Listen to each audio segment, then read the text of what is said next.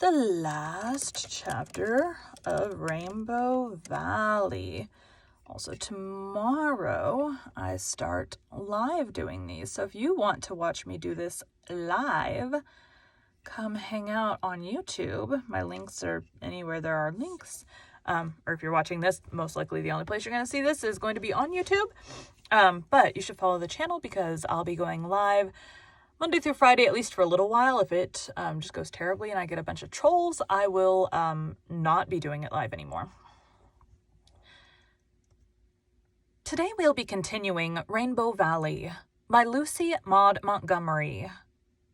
Chapter 35, Let the Piper Come. "And so," said Miss Cornelia, "the double wedding is to be sometime about the middle of this month." There was a faint chill in the air of the early September evening, so Anne had lighted her ever-ready fire of driftwood in the big living room, and she and Miss Cornelia basked in its very flicker. "It is so delightful, especially in regard to Mr. Meredith and Rosemary," said Anne. "I'm as happy in the thought of it as I was when I was getting married myself. I felt exactly like a bride again last evening when I was up on the hill seeing Rosemary's trousseau." "They tell me her things are fine enough for a princess," said Susan from a shadowy corner, where she was cuddling her brown boy. "I've been invited up to see them also, and I intend to go some evening. I understand that Rosemary is to wear white silk and a veil, but Ellen is to be married in navy blue. I have no doubt, Mrs. Doctor dear, that is very sensible of her. But for my own part, I've always felt that if I were ever married, I would prefer the white and the veil as being more bride-like." A vision of Susan in white and a veil presented itself before Anne's inner vision, and was almost too much for her. "As for Mr. Meredith," said Miss Cornelia, "even his engagement has made a different man of him. He isn't half so dreamy and absent-minded, believe me. I was so relieved when I heard that he had decided to close the manse and let the children visit round while he was away on his honeymoon. If he had left them and old Aunt Martha there...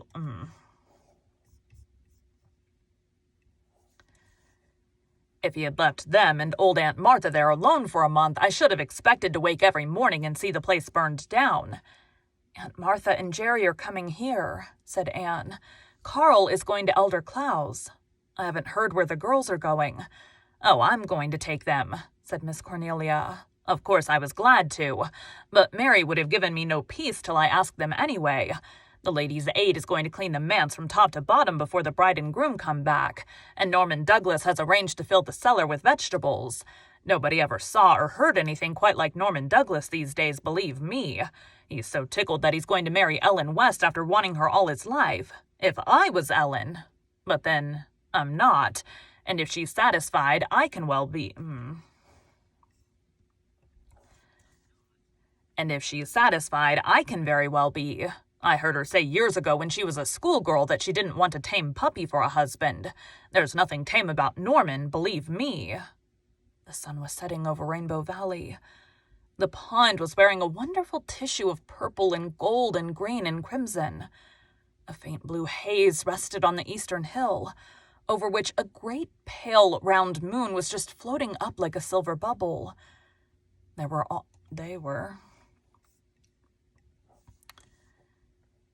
there, squatted in the little open glade, Faith and Una, Jerry and Carl, Jem and Walter, Nan and Di and Mary Vance. They had been having a special celebration, for it would be Jem's last evening in Rainbow Valley. On the morrow he would leave for Charlottetown to attend Queen's Academy. Their charmed circle would be broken, and in spite of the jollity of their little festival, there was a hint of sorrow in every gay young heart.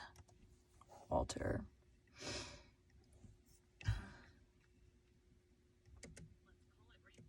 "Let's call it Rainbow Valley." "See, there's a great golden palace over there in the sunset," said Walter, pointing. "Look at the shining tower and the crimson banners streaming from them. Perhaps a conqueror is riding home from battle, and they're hanging them out to do honor to him." Jem.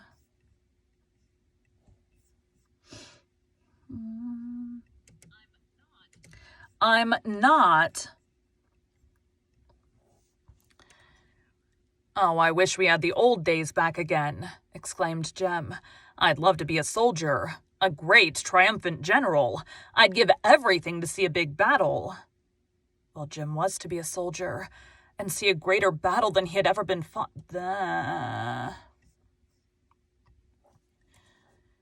And see a greater battle than had ever been fought in the world. But that was as yet far in the future. And the mother, whose firstborn son he was wont to look on her boys and thank God that the brave days of old, which Jem longed for, were gone forever, and that never would it be necessary for the sons of Canada to ride forth to battle, for the ashes of their fathers and the temples of their gods. The shadow of the great conflict had not yet made felt any forerunner of its chill. The lads who were to fight, and perhaps fall on the fields of France and Flanders, Gallipoli and Palestine were Palestine.